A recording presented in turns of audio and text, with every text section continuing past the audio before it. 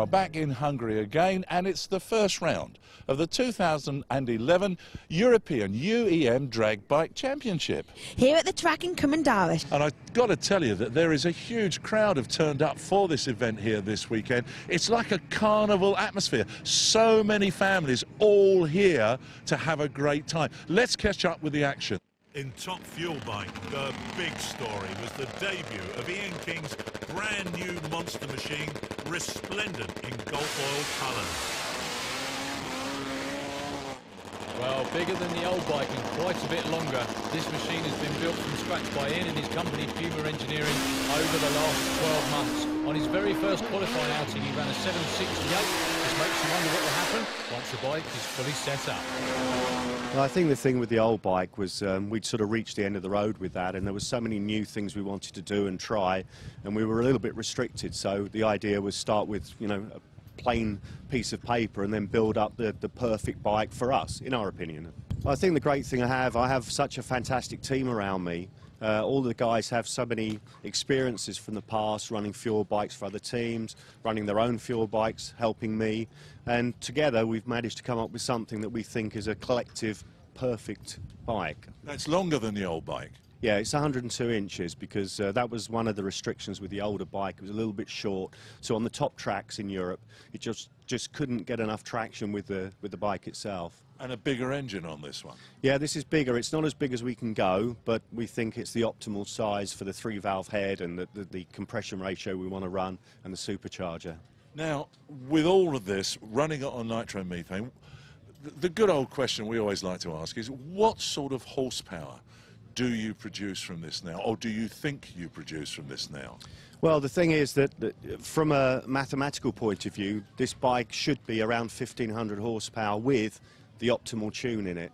It does look fantastic, and the other thing that adds to it, of course, is the Gulf colours on here, the Gulf racing colours, which in my lifetime I can't ever remember seeing in drag racing. How has this all come about? Well, we were very happy. We were approached by Grand Prix Originals, who are the have the branding rights for Gulf.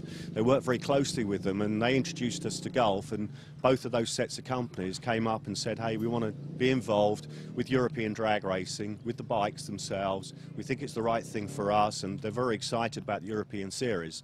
So it was a great marriage for them and us, and we're honoured to be, you know, alongside the Aston Martin team, Dave Richards' Aston Martin team, which is the other sponsored motorsport, if you like. So it's very, we're very happy. It really was a fantastic way to end the day for the Super Twins, yeah, wasn't it? fantastic. But we still have our Top Fuel Bike final to go, and you saw Ian King earlier on in the weekend. What a machine that is. I tell you what, this man from Canada, Nathan Gagnon, has really got a mountain to climb here with Ian King. Ian King already qualified with a 6.8. Don't forget, it's the first time that he's run this bike in anger. They'd only started it up in the workshop on petrol before they came to Hungary, so it's all new proving ground for them here. What's going to happen here? And Nathan gets away first. Yeah, he does, but it doesn't take long for the big power of the Gulf bike to go screaming past him. 6.57, 3.54 takes the win for Ian King. Well, dream debut for them.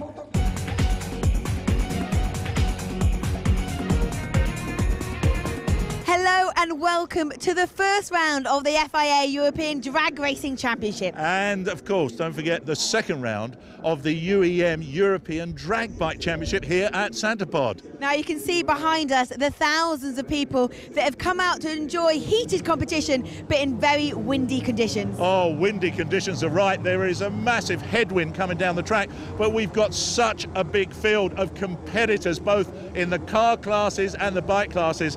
The crowds here are really reveling in what's going on. So let's go straight to the action.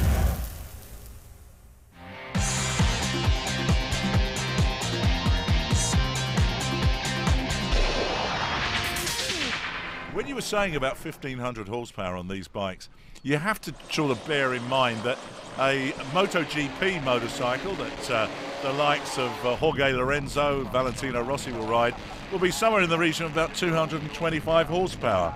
These bikes now, they're saying, 1,500 horsepower. Unbelievable. It's incredible, absolutely incredible. And that 1,500 horsepower bike is that one right there, hopefully. That's Ian King from Great Britain, the brand new Gulf oil bike. 6:52, 2:10, trying to tap into the potential of that new machine.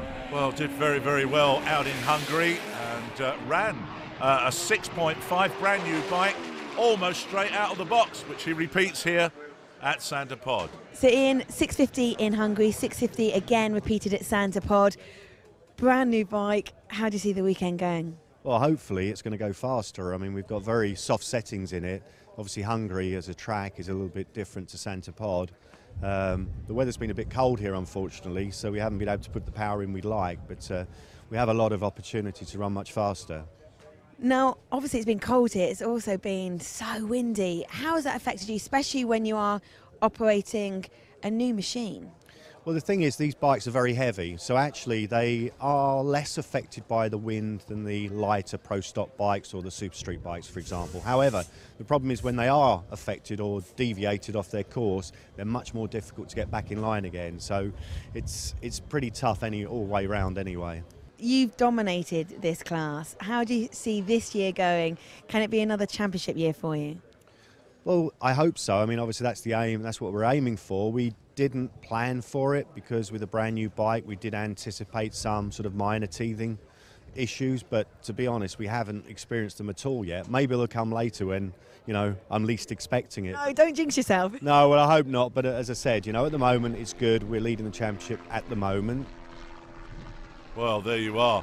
Personally, I think it's one of the most beautiful motorcycles I've ever seen in my life. Yeah, always a good comment there from Steve. Ian King then leads the championship. Steve Willett in second spot. Hello and welcome to round 2 of the 2011 FIA European Drag Racing Championship. It's also round 3 for the UEM drag bikes as well. They're here this weekend. We're at a brand new facility here at the Chirp Arena just north of Stockholm. It's so impressive, made even more so today with the sun shining. It's one awesome place. Ian King and Petri Pejaka, and Petri, closest to the camera, on Ian King's old bike. Yeah, and doing very well. He won the European Championship last year, but it is Ian King that goes quickest on this qualifying run with a 6.36, but that is not the whole story. Everybody on the start line looking rather casual, definitely not at the top end. Ian King having terrible trouble stopping his brand new machine, and he hits the beach and goes straight into the pea gravel. As a rider, what is the sensation when you're having that trouble with brakes and you can see the wall looming? I don't know, it must be different for different people. But from my point of view, you know, I'm just worried about the bike. You know, that's all I'm thinking about. You know, I'm not really concerned about myself particularly, but, you know, after you spend so much time and hours and effort and money to build an expensive bike, last thing you want to do is have an event like that. But you've got a good team behind you that I'm sure we're cleaning into the early hours of this morning. Oh yeah, I mean they did, and my team did a fantastic job. They worked so hard. You know, it was very hot yesterday, and they did a great job. And actually, if you look at the bike now, it's hard to tell, you know, it was like it was. Hey, I tell you what, that's buried, isn't it? That's what, of course, the gravel's there for, is to stop runaway machines. But this sets up our quarterfinals, and they all look to me to be mouth-wateringly good. Well, here we are. Peter Anderson Strom coming up against this man on the Gulf Oil-sponsored machine. Great Britain's Ian King. And the thing I love about Peter Anderson Strom is he gives me a little bit of hope and confidence being the age I am. Because Peter is nearly the same age as me. So come on, the old guys. Let's see if we can take these young guys to the cleaners. But I think he's going to find it quite a tough task. I'm looking forward to your Top Fuel bike debut after that, John. It looks like he leaves on Ian King as well, but a couple of little wheelies. That's all she wrote for Peter Anderson Strom. It is Ian King on his way to a win, and with a parachute out this time. These bikes have little parachutes on the back of them now. How cool is that? It's an Australian innovation, and well, Ian's definitely going to get stopped this time. Well, he did very, very well, and of course backed up his qualifying time of 6.36, so Ian King through into the next round. But it sets up our semi-finals. Peter Svensson, because he was the #1 qualifier, gets the benefit of this 6-bike field of a bye into the final from Great Britain, Ian King. Now, their last outing produced a 6.3 from both of these guys. Sverredal got lane choice. He's gone into the right-hand lane. I'm not sure here at Tjepp whether the lanes have any little eccentricities which make them more favourable than the other. I think the only eccentricity is they're completely beautifully flat and very well prepared, actually, John, to be honest with you. But here we go then. England against Norway. Look at that great side-by-side race. It is Ian King out in front. Can he take it? Yes, he does. 6:31, the quickest run so far for the King Racing Machine, sponsored by GoFoils. And a sad lose-out that time round for Sverredal. Actually thought that might be a little closer because they both run 6.3s before, but it was Ian King taking the round win, and he gets the Svensson boys in the final. Indeed, and there was only a 1/10 of a second, just over a 1/10 of a second between them on the finish line. So the parachute is out. As you say, he is into the final. Well done to Ian King. Okay, well that sets up our final, but unfortunately Ian King had some bottom end bearing troubles with his machine and didn't make it out for the final. Well, there you are. Ian King still leads the championship, but Peter Svensson is making his way up the ladder. Join us after the break for more action. Well, ladies and gentlemen, welcome to the third round of the FIA European Drag Racing Championship from a very sunny Alastaro in Finland. And also we have round 4 for the UEM drag bikes as well. It's a great day here in Alastaro.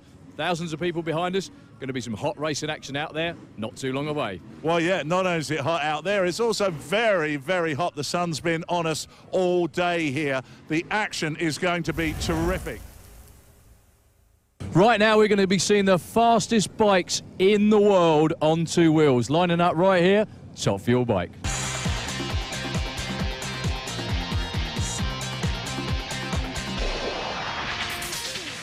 Well, the man currently leading the championship in 2011 didn't have such a great time in Tjepp in Sweden. Let's find out why. Ian, you made it to the final but didn't actually make it out to race. All the problems fixed from that? Yeah, actually, we found out we didn't have a bearing problem, which was what we originally thought. The tyre was damaged. We wouldn't have had enough time to fix the tyre anyway, to be honest, so either way, we were out. Yeah, a bit of a shame that was, but we're back here in Alastaro. You must love this racetrack. You've won here so many times. Well, I love the racetrack. I love the place. I enjoy being here so much. The track's different from all the others, a little more difficult to tune for. But hopefully we'll get our heads around it by the end of the race. And not only that, it is the same for everybody, isn't it? Oh, absolutely, yeah. It's just a question of, you know, if you want to run your best times here, you have to change your setups compared to the last race. It's always the same. It's not, you know, it's so different. The air's different, the trees, the pollen that lays on the track, the whole thing makes it a bit of a, you know, roll of the dice. Well, this is how it all finished up. Sverredal from Norway, #1 qualifier. Ian King in there at 2. And Jaska Salakari from Finland in there at #3. And this is how the quarterfinals are set up. Interesting one down there. Ian King running against his old bike with Petri Pajaka on board. This is Petri Pajaka, the man who's had some luck here. He's got qualified, but running alongside Ian King. And Ian King hops, steps and jumps over the line. Yeah, unbelievable turn of events for Ian King that time round. He actually just blipped the throttle as he went into stage. Look at that. Petri on his way down, shaking his fist at the crowd, not in frustration, but in victory for a change. And Ian King clicks the bike off the line. Well, Ian is an incredibly experienced rider. That's most unlike him. He gets the red light, Petri gets the win. It's unusual for you to make a mistake on the line. Yeah, unfortunately, I was just a little bit too anxious, you know, after being shut down just before, having to restart again. My mind wasn't quite on the job in hand at the time. I deep staged, and that was it. It was enough just to move and red light. I just had it in my mind that you saw Petri move a little bit as he went into stage and thought he was on the go on the race. Yeah, I mean, I couldn't tell you whether that was the reason, but I certainly seemed to react at the same time as the light came on. So, you know, these things happen sometimes. They don't normally happen to me, but, you know, first time, maybe last time. I hope so. What about the bike itself, Ian? You pleased with the performance? Yeah, absolutely. I mean, all weekend we've been trying to take power out of the bike because, you know, the track's quite tricky. We had it overpowering all the way in every run we ever did. It's quite tough to take enough power out of this machine. We took a lot of clutch out, a lot of ignition and stuff. It just couldn't get enough out of it. Well, there you are. Ian King leads the championship still. Join us after the break for more drag racing action.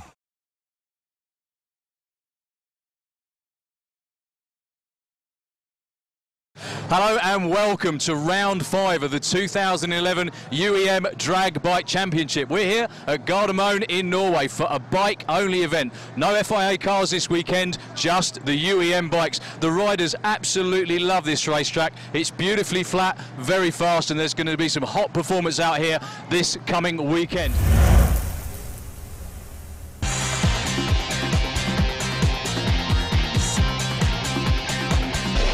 Okay, number 1 from last year, right in front of us there. That's Petri Pajaka from Finland, up against Ian King, the golf machine in the far lane, and a wobble, but a real nice run for Ian King.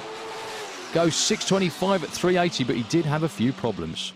Ian, your first run this weekend here at Gardermoen, that was a bit hairy, to say the least.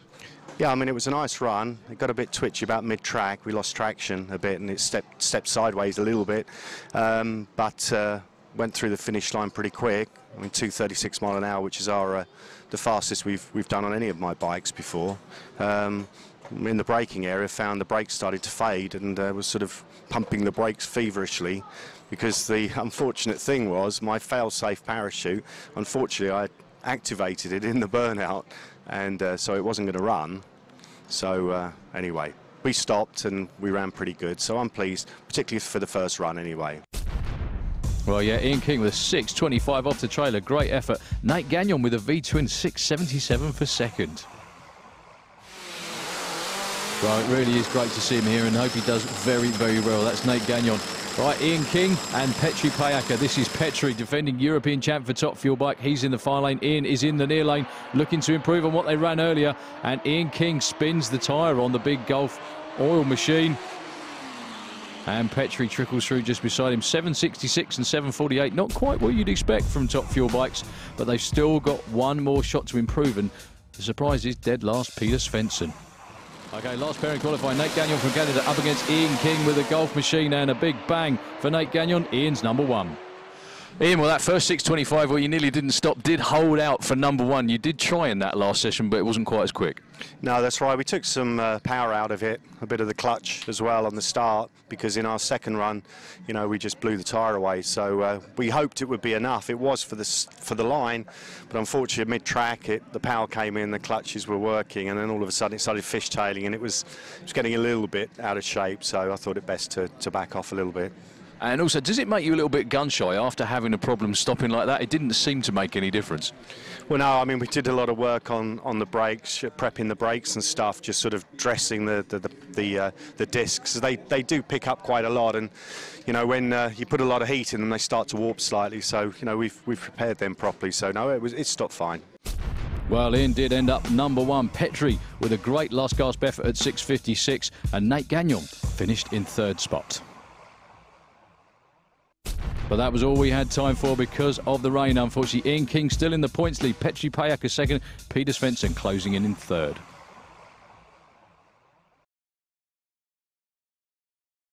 Hello and welcome to the 2011 FIA European Drag Racing Championship. It's round 4 and we are in Hockenheim at the very famous ring here in Germany. Indeed we are. It's also round 6 for the UEM Drag Bike Championships. They're here this weekend as well. It's going to be some great racing action from everybody this weekend. You can see the people starting to pack the grandstands behind us. At the moment the sun is coming down, so we're hoping for a great weekend of action on the track.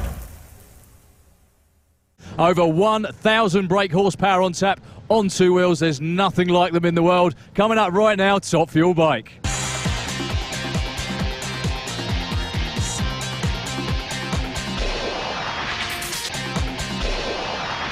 In the near lane, Steve Woolett from the UK. First time we've seen him outside the UK for some time with the dealer up against Ian King, the man who's in the points lead at the moment. He had a rather odd red light at the last round in Finland. He won't thank me for reminding him, but sadly it was very, very strange to see from someone so experienced as Ian.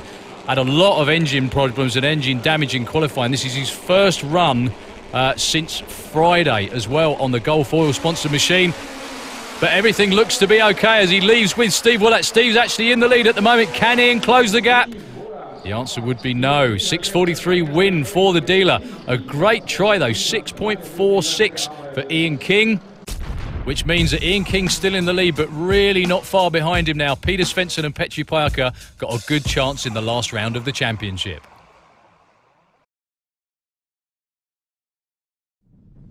Well, welcome to the European finals at Sansepod Raceway, Bedfordshire in England. Chances to wrap the titles up for everybody here. I always think with the next class that we're going to see, they make the earth move backwards. These are motorcycles which have somewhere in the region of 1,000 to 1,500 horsepower. They're quite extraordinary. It's top fuel bike.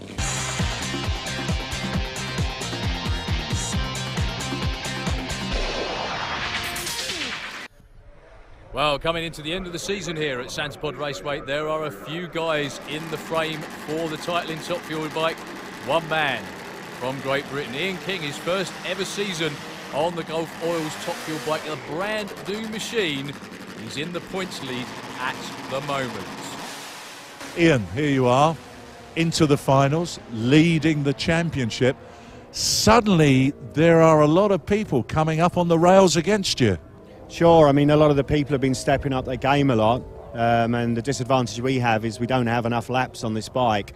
You know, over this whole year, I think I've only ran 22 times down the track, and it's probably a little bit too early for us to have championship aspirations, despite the fact we're leading. I mean, for you, I mean, that must be a wonderful thing to have this new bike, the Gulf Oils bike, for 2011, and come into the finals actually leading the championship. I mean, that must be a credit to you and your team. Well, it's a credit to the team particularly, you know, because brand new bike, I mean, they have to learn, you know, how to tune it, how to make it get down the track as fast as possible. I've got to learn how to ride it properly, and at the moment, you know, we're just trying different seat positions and things, so to be even in the top three was actually beyond what I would have imagined beforehand. And this weekend, where are you in the qualifying so far? We're 2 laps down on qualifying. Yeah, I've qualified number 3, but I had a couple of issues yesterday. I had to dodge some parts from another rider in one pass, and the other one I just wasn't on my game and, you know, rolled the throttle a little bit as I was drifting towards the wall. So today you're feeling a bit more focused? Oh yeah, a bit more focused, a little bit more hopeful that we can improve on what we did yesterday. So, in the first round, Otto Kniebel, new man to us. Steve Carey against Petri Pajaka, Sverredal and Ian King, and Kev Charman against Steve Willett. Right, now then, all eyes on this pair coming out here. Norway, in the form of this man, Sverredal, and all the Brits on their tippy toes here cheering for Ian King on the Gulf Oils bike. Oh, he goes up in smoke. Sverredal rockets away. Well, that's really going to hurt his championship chances. Ian King, unfortunately, picks the worst time he could to smoke the tyres. Sverre goes through with a 6.45. That really went up in smoke, didn't it? Yeah, we had stepped it up. It obviously shouldn't have done that. It wasn't our plan. But the championship is gone now, I would imagine, with that. Yeah. No, Peter deserves it by far. He's earned it. He's running the numbers. He deserves it. He's good for the sport, good for the class. Well, there you go. They will be wearing the number 1 next season. Peter Svensson, worthy winners of Top Fuel Bike.